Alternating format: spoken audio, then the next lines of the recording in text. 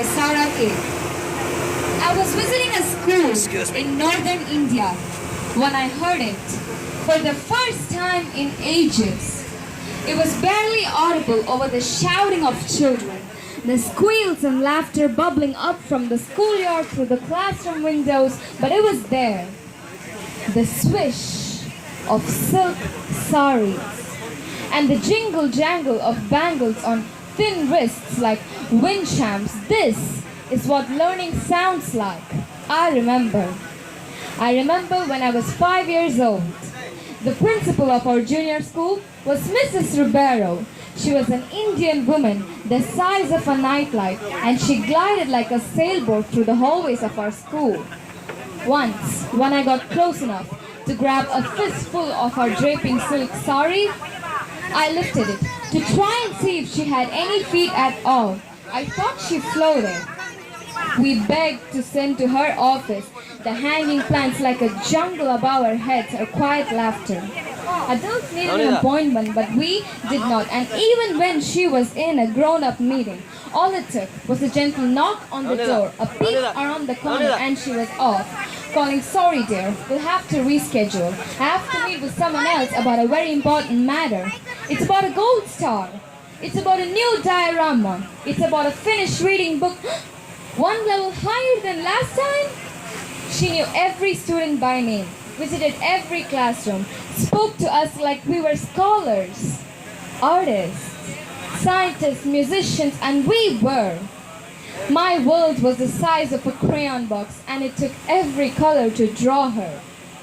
Once, on a New York City sidewalk, a group of women in brightly colored saris walked by, and someone shouted, "Look, Mom, look at all those principals." My world was the size of a classroom. It is as tall as I could stretch out my fingers, calling, "Please, pick me to be the one to read to Mrs. Ribeiro. Pick me to be the one to show her what I know." CLOT. Clothes. Clothes. Shirts, pants, socks, shoes. Animals. Cat, dog, bird, fish. Look how much I've learned. She brought us guests, artists, a petting zoo. They unpacked the cages in the parking lot while we were still tucked up in our classrooms, unaware. The bunnies and the guinea pigs poked out their noses, but Mrs. Ribeiro came to pause in front of the llama cage. She and the llama considered each other for a long time before she asked the trainers whether he was tame enough to be brought inside. The trainers laughed and told her, "Yeah, he's plenty tame, but he doesn't know how to walk upstairs." So she led him to the elevator, and when the door slid open on the second floor, there stood Mrs. Ribeiro in a bright pink sari with gold bangles and a llama on a leash. She floated from classroom to classroom, and we stared, cheered, we tugged at her sari, calling, "Miss, what is that? Where did it come from?" She made us wonder. She made us question. She made us proud of what we have learned. Clothes, shirts, pants, socks, shoes, saris. Animals, cat, dog, bird, fish, llama. Look how much I've learned. She taught us to share.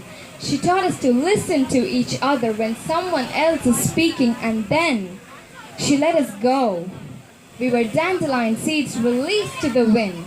She asked for no return. We were saplings now with gentle hands. The girl with the bright pink cheeks and messy hairpins now works at an orphanage in Cameroon.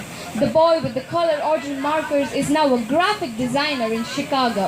The one with the best diorama, now an animal activist in Argentina. The one who loved to read out loud, now a poet in California. She let us fly. And so I find myself in front of a classroom. My students tug at my sleeves and ask me, "Miss, are all poets this weird?" I pray for patience. I pray for wisdom to find a way to tame all the peculiar animals of this world, to coax them enough to brave the elevator, to watch my students' gaping mouths, all their wild wonder. They worry about everything. They worry about their grades. They worry about what to write. They worry about who likes whom. They talk over each other until I cannot hear them. I tell them, listen. Listen to each other.